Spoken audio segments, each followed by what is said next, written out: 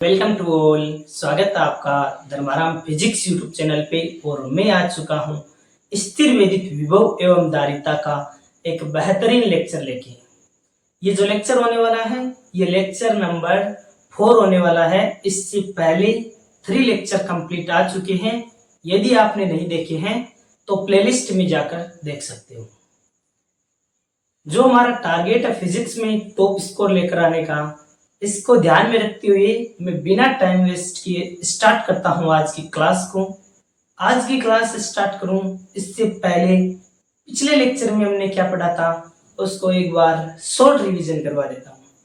पिछले लेक्चर में हमने पढ़ा था बिंदु आवेश के कारण विद्युत विभव। बिंदु आवेश के कारण विद्युत विभव क्या आया था हमारे पास, V equal to KQ upon R। बाकी विद्युत विभव, विभवांतर, 1 वोल्ट, इनकी परिभाषाएं हमने पहले पढ़ ली हैं। आज क्या पढ़ने वाले हैं? आज हम पढ़ने वाले हैं विद्युत विभव के लिए अध्यारोपण का सिद्धांत। तो स्टार्ट करते हैं। पूरे लेक्चर को आराम से देखिए, एक एक कंसेप्ट को क्लियर करवाते हुए चलने वाला हूं मैं। तो आज का हमारा टॉपिक होगा विद्युत विभव के लिए अध्यारोपण का सिद्धांत। तो कोई निकाय है, उस निकाय में आवेश है, जैसे Q1 आवेश, Q2 आवेश, Q3 आवेश, और इस प्रकार इस निकाय में N आवेश है। ठीक है। अब इन आवेशों की दूरी क्या होगी इस बिंदु P से?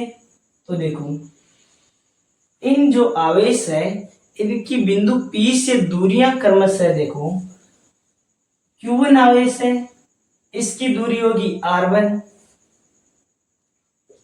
जो Q2 आवेश है इसकी P बिंदु से दूरी क्या होगी, तो R2।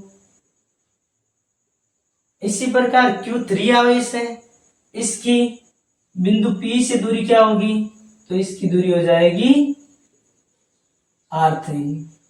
इसी प्रकार जो Q1 आवेश है इसकी बिंदु P से दूरी हो जाएगी Rn। अब हमें निकालना क्या है, तो हमें निकालना है बिंदु P पर जो नेट विभव है वह कितना होगा। तो हम कैसे सोल्व करेंगे? बड़ा आसान है। सबसे पहले हम Q1 के कारण बिंदु P पर विभव निकाल लेंगे, उसके बाद में Q2 के कारण बिंदु P पर विभव निकाल लेंगे, उसके बाद Q3 के कारण बिंदु P पर विभव निकाल लेंगे, और इन सभी का क्या कर लेंगे, योग कर लेंगे। तो बिंदु P पर जो नेट विभव है वह हमारा निकल कर आ जाएगा। ठीक है। तो सबसे पहले हम क्या लिख लेते हैं, थ्योरी लिख लेते हैं कि विद्युत विभव के अध्यारोपण के सिद्धांत में क्या थ्योरी लिखेंगे। कोई रटने की आवश्यकता नहीं है, जैसा मैंने डायग्राम बनाया है उसी को देखकर हम थ्योरी लिख लेते हैं। कि माना एक निकाय है जिसमें आवेश Q1, Q2, Q3 और Qn आवेश है। इन आवेशों की बिंदु P से दूरियां क्रमशः R1, R2, R3 और इस प्रकार Rn दूरियां हैं। फिर क्या लिखेंगे, बिंदु Q1 के कारण P पर विभव, Q2 के कारण P पर विभव, Q3 के कारण P पर विभव, इन सभी विभव का योग कर देंगे तो हमारा बिंदु P पर नेट विभव आ जाएगा। ठीक है ना। तो आसानी से सोल्व कर लेते हैं। पहले थ्योरी लिख लेते हैं। माना आवेशों के निकाय में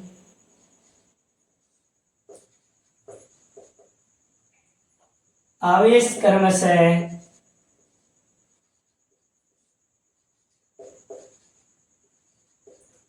कौन कौन से आवेश है, Q1, Q2, Q3 और इस प्रकार Qn आवेश है, तथा इन आवेशों की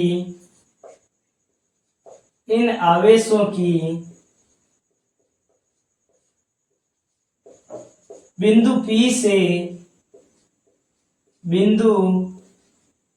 P से दूरियां क्रमशः, दूरियां कितनी कितनी है, तो देखो R1 R2 R3 इस प्रकार कितनी दूरियां हैं, R1 R2 R3 और Rn दूरियां हैं। तब इन आवेशों के कारण बिंदु P पर नेट विभव क्या हो जाएगा, तब इन आवेशों के कारण बिंदु P पर नेट विभव क्या हो जाएगा, तो इन सभी आवेशों के कारण विभव उनका योग कर दो, V इक्वल टू हो जाएगा V1 plus V2 plus V3। इस प्रकार n आवेशों के कारण बिंदु P पर विभव है, इसका योग कर लेंगे। अब देखो हमने विभव का फॉर्मूला तो पढ़ा ही था, बिंदु आवेश के कारण विभव का फॉर्मूला क्या पढ़ा था, V equal to KQ upon R, यही पढ़ा था ना। अब Q1 है तो Q1 लिख देंगे, R1 दूरी है तो R1 दूरी लिख देंगे, ऐसा ही लिख दो। यहाँ पर V इक्वल टू V1 का मान क्या हो जाएगा, K Q1 upon R1 plus Q2 के कारण बिंदु P पर विभव क्या आ जाएगा, K Q2 अपॉन R2, इसी प्रकार K Q3 अपॉन R3 और K Q1 अपॉन Rn।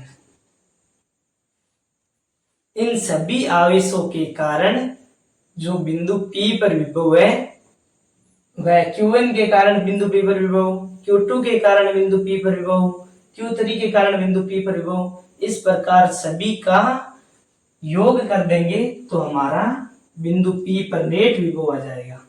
जो V पर नेट विभव है, कुल विभव है, कितना आ जाएगा, तो इन सभी के कारण आवेश जो विभव लगा रहे हैं इस बिंदु P पर, इन सब का हमने योग कर दिया। चाहो तो आप इसे K कॉमन लेकर भी लिख सकते हो, K को मैंने बाहर कॉमन ले लिया, Q1 upon R1 plus Q2 upon R2 plus Q3 upon R3 और इस प्रकार Qn अपॉन Rn, ऐसा आप भी लिख सकते हो। आई थिंक आपको विद्युत विभव के लिए अध्यारोपण का सिद्धांत समझ में आया होगा। आप K का मान तो जानते हो, कितना होता है, K इक्वल टू होता है 1/4 पाई एप्सिलॉन नॉट। याद करो मैंने आपको पढ़ाया था ना, तो K के स्थान पर मान भी लिख सकते हो 1/4 पाई एप्सिलॉन नॉट। यदि हम इन्हें सिग्मा के रूप में लिखना चाहे तो कैसे लिखेंगे, तो सिग्मा लगाओ और जो चेंज हो रहा है ना वो मान लिख दो।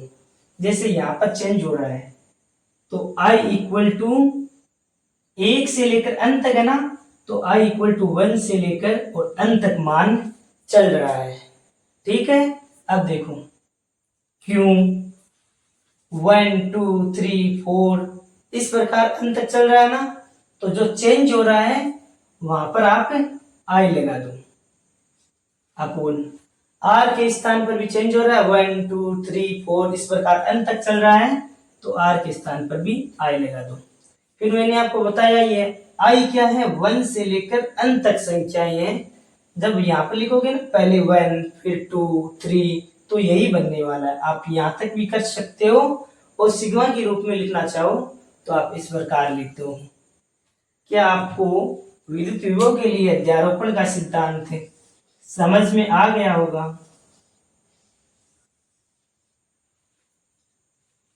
अब हम क्या पढ़ते हैं, अब मैं आपको आपके एनसीईआरटी बुक में जो वक्र बनाया हुआ है ना, ई तथा वी का आर के साथ वक्र है, वो वक्र बनाते हैं हम, ठीक है ना। ये आप नोट कर लेना और मैं इसे मिटा देता हूं और आगे हम वक्र बनाते हैं।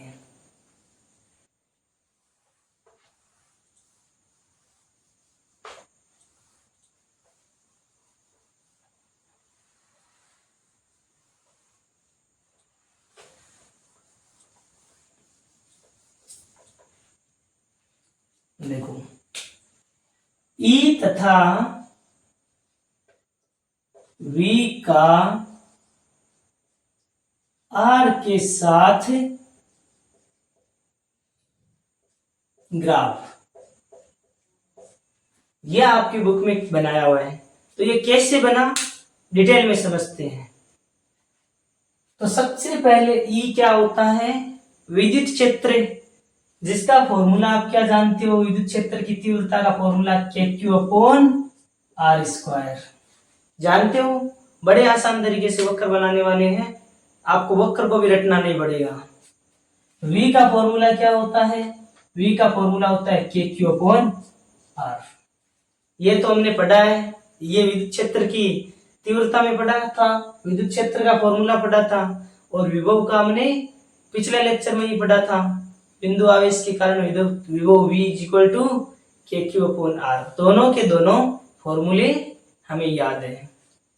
कहने का मतलब यही है कि E है वह r² के व्युत्क्रमानुपाती है, और जो r है वह v के व्युत्क्रमानुपाती है। फॉर्मूले से हमें पता चल गया ना, r² तो E के व्युत्क्रमानुपाती है, r है वह v के व्युत्क्रमानुपाती। हमें वक्र बनाना है E तथा v का r के साथ वक्र। तो देखो सबसे पहले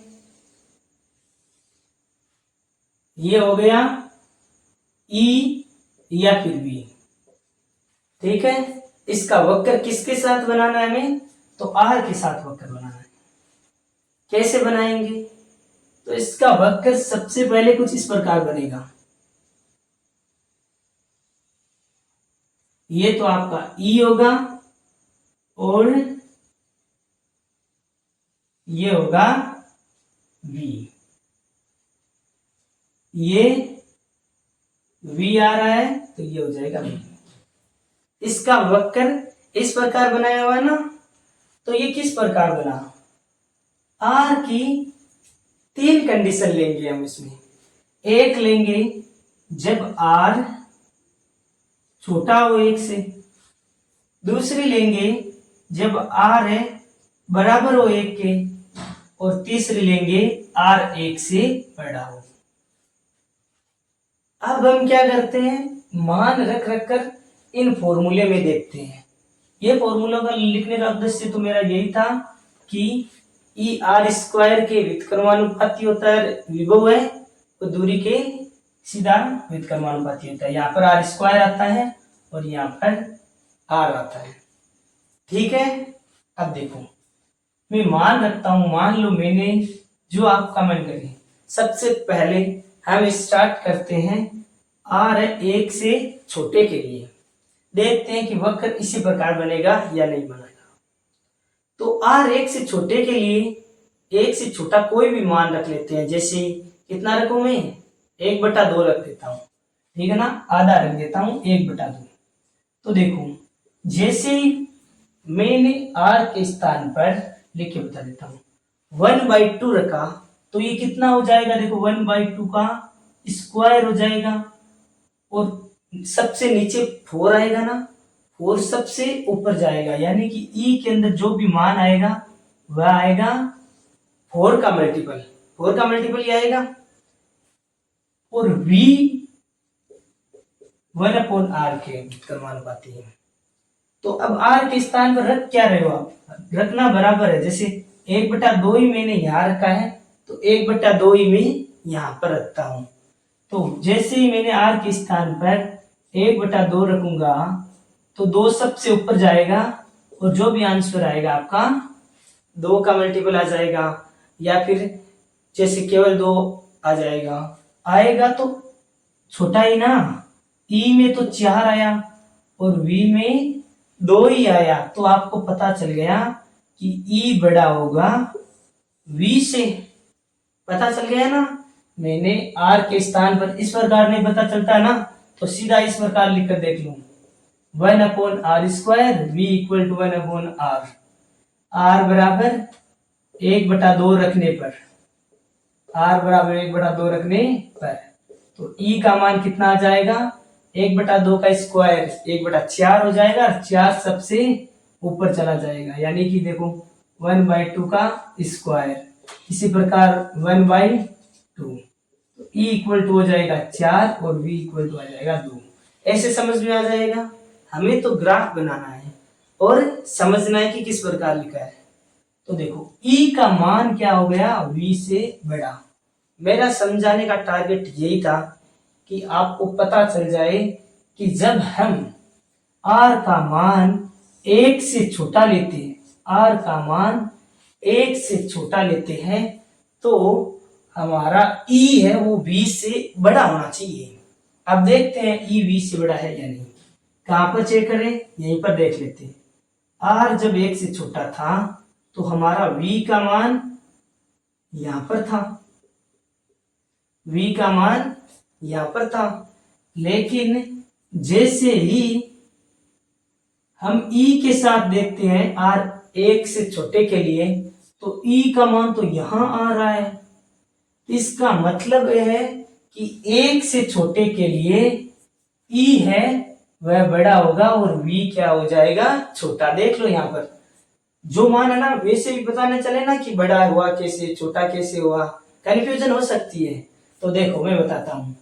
यहाँ पर जैसे वैल्यू मान लो, जैसे यहाँ पर लिखा हुआ है 8, 2, 3, 4।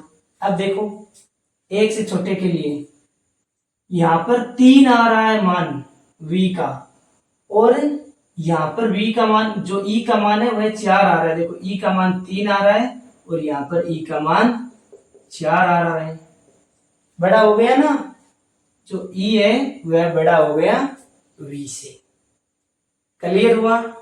ऐसे ही देखो आप, तो E और V इक्वल आते हैं ना, R बराबर 1 रखोगे तो दोनों बराबर आएंगे, इसीलिए ग्राफ ने यहाँ पर दोनों को क्रॉस कर दिया और दोनों के दोनों बराबर है। अब देखो इससे आगे क्या हुआ, जो हमारा E बड़ा था ना, E का मान अधिक आ रहा था, उसका मान नीचे कम आने लगा। कैसे, तो देखते हैं।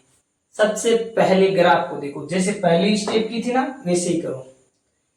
R का मान 1 से बड़ा लेना है। आप R का मान 1 से बड़ा कोई भी मान लो, मान लिया मैंने 2 ले रहा हूं, तो यहां पर यहीं से कर लो। देखो इसी से समझो, इसी से आसानी से समझ आएगा।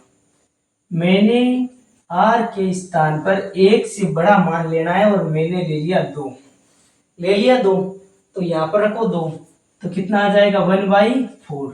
और V का मान कितना आएगा, 2 रख रहे हो तो V में जो R है ना उसी के स्थान पर भी 2 रखो। कितना आ गया 1/2, यानी कि V का मान 0.5 आ रहा है और E का मान 0.25 आ रहा है। कहने का मतलब यही है कि E का मान है वह तो कम आया, 0.25 कम होता है, और V है वो बहुत, यानी कि 0.25 से तो बड़ा ही होता है 0.50। तो हमें क्या पता चला कि जैसे ही हमने 1 से बड़ा R का मान लिया तो हमारा E तो आया छोटा और V आया बड़ा। देखते हैं यहाँ पर E छोटा है या फिर नहीं है। E क्या होना चाहिए, छोटा होना चाहिए। तो इस पॉइंट पर देखते हैं E का मान कितना आ रहा है। E का मान यहाँ पर आ रहा है लगभग देखो 2। मैंने यहाँ पर 2 संख्या मानी है, फिर हम संख्या को घटा देंगे, ठीक है ना। तो देखो E का मान कितना आ रहा है 2, और इसी बिंदु पर V का मान कितना आ रहा है। देखो V का मान E से ज्यादा ही आ रहा है। देखो इसका मान 2 था, 2 से ऊपर ही आएगा, है ना, 2.5 या शायद, लेकिन आएगा तो अधिक ही। तो ये कंडीशन भी सही हो गई ना कि जब R 1 से बड़ा होगा तो E का मान V से छोटा होगा, और यहाँ पर हो भी रहा है। R बराबर R था तो E और V दोनों इक्वल आ रहे थे। और पहला जब R 1 से छोटा लिया था, हमने R 1 से छोटा यानी कि आधा लेकर चेक किया था, तो E है वह V से बड़ा आ गया। E क्या आ गया, V से बड़ा। आई थिंक जो आपके बुक के अंदर ये वक्र बनाया गया है E तथा V का R के साथ ग्राफ कैसे बनता है वो आपको समझ में आ गया होगा। आप को ध्यान में रखना है, पहले ई बड़ा होगा और फिर ई छोटा हो जाता है। वी स्टार्टिंग में क्या होता है, मान वैल्यू कम होती है और आगे जाने पर वी बढ़ता जाता है। ये इंटरचेंज हो जाते हैं, जैसे ई नीचे आ गया और वी ऊपर चला गया। अब देखो बच्चों, हमने अध्यारोपण का सिद्धांत पढ़ लिया विद्युत विभव के लिए, ई तथा वी का आर के साथ ग्राफ भी पढ़ लिया। अब मैं आपको आपकी बुक एनसीईआरटी जो बुक है ना, उसका एक उदाहरण करवा देता हूं, जो 2.2 उदाहरण है वो करवा देते हैं। अच्छा एग्जाम्पल है, इसीलिए आप समझना। क्या दे रखा है, 3 × 10⁻⁸ कूलाम तथा -2 × 10⁻⁸ कूलाम के दो आवेश एक दूसरे से 15 सेंटीमीटर की दूरी पर रखे हैं। इन दोनों आवेशों को मिलाने वाली रेखा के किस बिंदु पर विद्युत विभव का मान 0 है। पूछा है कि किस बिंदु पर विद्युत विभव का मान 0 है। तो सबसे पहले हम बना देते हैं डायग्राम कि एक आवेश है आपका 3 × 10⁻⁸ और दूसरा आवेश है, कितना आवेश दूसरा, -2 × 10⁻⁸। अब पूछा है कि इन दोनों आवेशों को मिलाने वाली रेखा है, इसके किस बिंदु पर विभव का मान 0 है। और इसने दोनों के मध्य की दूरी दे रखी है, दूरी कितनी है, 15 सेंटीमीटर की टोटल दूरी दे रखी है। लेकिन पूछा है कि इस रेखा पर ऐसा कौन सा बिंदु कहां पर होगा कि जहां पर विभव का मान 0 हो। अब हमें पता तो है नहीं कि किस बिंदु पर विभव का मान 0 है। हमने मान लिया कि यहाँ पर एक बिंदु है O, इनको नाम दे दो A B। इस बिंदु O पर विभव का मान 0 है। अब इस बिंदु O की इस A से दूरी कितनी है, इस आवेश से दूरी कितनी है, तो वो भी हमने मान ली कि x दूरी। अब इस O बिंदु की इस माइनस जो आवेश है उससे दूरी कितनी है, तो देखो पूरी 15 है और ये x है, तो आप निकाल सकते हो ना 15 - x, ये दूरी क्या हो जाएगी, 15 - x। ठीक है। अब इस बिंदु पर हमने माना है कि विभव इस बिंदु पर 0 है। तो इस बिंदु पर विभव 0 कैसे होगा, इस आवेश के कारण विभव और प्लस इस आवेश के कारण विभव, टोटल विभव कितना हो जाएगा, 0 हो जाएगा। यानी कि V1 प्लस V2 का मान 0 हो जाएगा। यही हुआ ना इसका मतलब, इस बिंदु पर हमने माना है कि विभव 0 है, तो विभव 0 कैसे होगा, इस आवेश के कारण इस बिंदु पर विभव और इस आवेश के कारण इस बिंदु पर विभव, दोनों के दोनों का मान ऐड कर दो। V1 प्लस V2 आना क्या चाहिए, बोला है कि 0 आना चाहिए। इस रेखा पर जो बिंदु है उस पर विभव का मान 0 आना चाहिए। अभी हमें यह नहीं पता है कि यह बिंदु है वह इस आवेश से कितनी दूरी पर है, इस आवेश से कितनी दूरी पर है, तो ये तो हमें निकालना है, तो हम निकाल लेंगे। V1 का मान सबसे पहले इस आवेश के कारण इस बिंदु पर विभव निकाल लेते हैं। V1 का मान होता क्या है, तो V का फॉर्मूला पढ़ा है आपने, पढ़ा था ना, KQ/R। तो यही लिख दो, V1 के स्थान पर K का मान पहले लिख देता हूं मैं, K Q का मान पहले इस आवेश के कारण निकालते हैं, तो 3 × 10⁻⁸ अपॉन R कितना होगा, इस आवेश से इस बिंदु तक की दूरी कितनी है, x दूरी है ना, तो KQ/R x दूरी लिख दी। प्लस का साइन है तो प्लस का साइन लगा दिया। V2 यानी कि दूसरी जो आवेश है ना, जो -Q आवेश है, इसके कारण इस बिंदु O पर विभव, तो इस आवेश के कारण विभव क्या हो जाएगा, फॉर्मूला तो हमारे पास KQ/R ही है, लेकिन इस बार आवेश चेंज हो जाएगा। कैसे, पहले आवेश हमने ये लिया था ना, इस बार हम लेंगे -2 × 10⁻⁸ KQ/R। R दूरी कितनी है, 15 - x। अब ध्यान क्या रखना आपको, ध्यान ये रखना हम निकाल रहे हैं विभव, विभव के लिए माइनस आवेश है तो माइनस ही लेंगे, प्लस मत ले लेना। कूलाम के नियम में हम क्या ले रहे थे, आवेश का परिमाण ले रहे थे, इसीलिए माइनस क्यों आवेश था, तब भी पॉजिटिव आवेश ले रहे थे। लेकिन विभव तो एक अदिश राशि होती है और इसमें यदि नेगेटिव साइन है तो नेगेटिव साइन साथ में लेना है। याद दिला दिया मैंने, ध्यान रखना। अब देखो V1 प्लस V2 कितना है, शून्य, तो शून्य लिख दिया।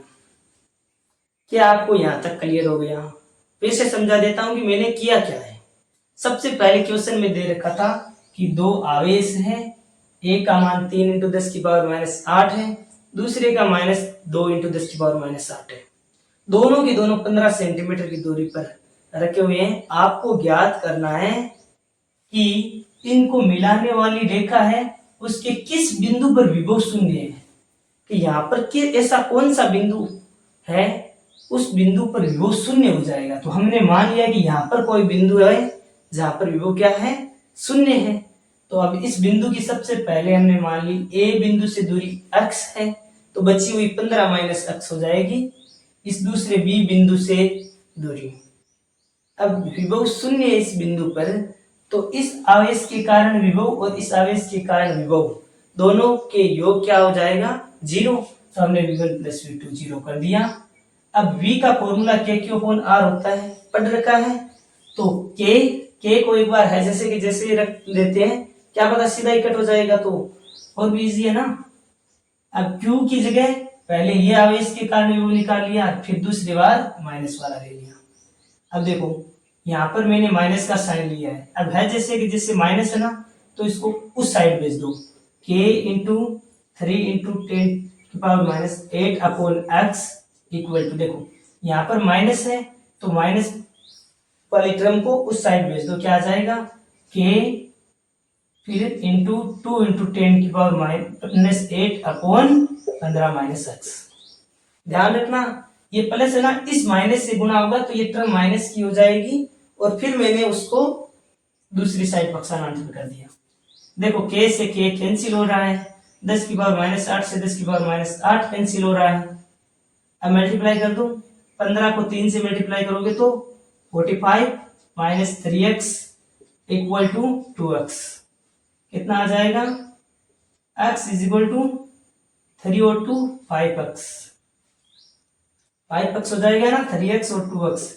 5x equal to 45। x का मान में आप 5 का भाग लगाओगे तो कितना आता है, 45 में 5 का भाग लगाओगे तो x का मान कितना आ जाएगा, 9 आ जाएगा। कहने का मतलब ये है कि ये बिंदु है वह इस आवेश से 9 सेंटीमीटर की दूरी पर स्थित है।